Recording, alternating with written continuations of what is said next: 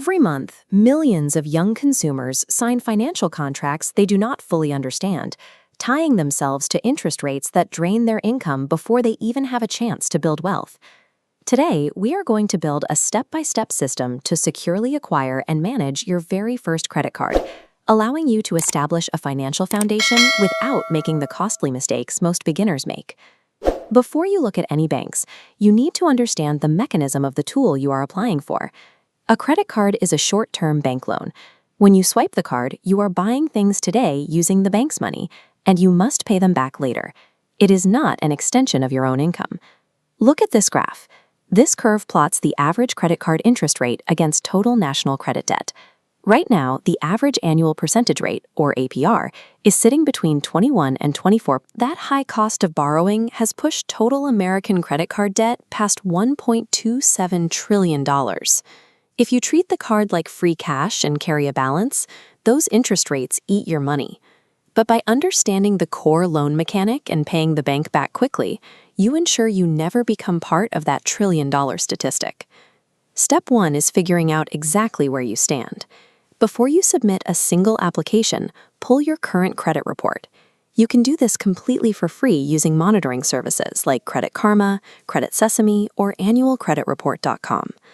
Your score will land you in one of 3 primary tiers, as shown on this dashboard: no credit, fair credit, or good to excellent. If you land in the first tier with absolutely no credit history, you will need to start with what is known as a secured card. If your profile shows fair or good credit, you get to bypass that initial step entirely and unlock access to standard, beginner-friendly unsecured cards. Knowing your exact tier tells you which specific product to target. Accurately matching your application to your current baseline is your strongest defense against getting rejected by the bank. If your profile qualifies for the unsecured tier, your goal is simple. Look for a card with 0 annual fees that pays you a flat 1.5% cash back on everything you buy. 2 excellent options in this category are the Capital One Quicksilver and the Chase Freedom Unlimited. Both give you straightforward rewards and have high approval odds for people with decent starting credit. If you are actively enrolled in college, your strategy shifts. Look at the Discover It student cashback card. It offers reward categories built around typical student spending, and Discover often forgives your first late fee, giving you a small margin for error while you learn. Now, if you have a completely blank credit file, or if you apply for an unsecured card and get denied, you will move to the fallback strategy, the secured card. This flowchart shows how the secured model works. You give the bank a cash deposit, like $200. The bank locks that cash away, represented by the padlock, and issues you a credit card with a matching $200 limit.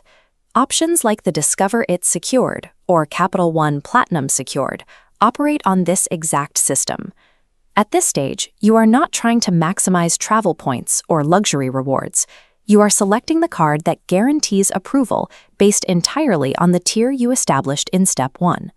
Once you select your target card, you enter the application phase. The single most destructive mistake that beginners make right here is applying to multiple banks at the same time. This timeline illustrates the penalty. Each application triggers a hard inquiry.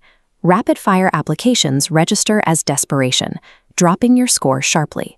To protect it, apply for only 1 or 2 cards at a time, giving your profile space to recover and stabilize. Fill out your single application with complete, accurate income numbers. Being honest and exercising patience keeps your fragile new credit profile completely safe from unnecessary damage. When your physical card arrives in the mail, you need a strict operational system to use it safely. The absolute unbreakable rule is that you pay your statement balance in full every single month. By doing this, you completely neutralize the threat of that 24% APR. You pay the exact retail cost of your purchases and 0 interest. Next, you have to manage your credit utilization. This is simply the percentage of your total available credit limit that you are currently spending. The rule is to keep this number below 30%. Watch this gauge. With a $1,000 limit, you stay in the safe green zone by spending less than $300. But the second you spend $301, the needle snaps into the red zone, signaling high risk to the credit bureaus. By capping your spending below that 30% threshold and setting up automated full balance payments, you remove the danger. You turn a high-risk bank loan into a completely free tool for building your financial reputation.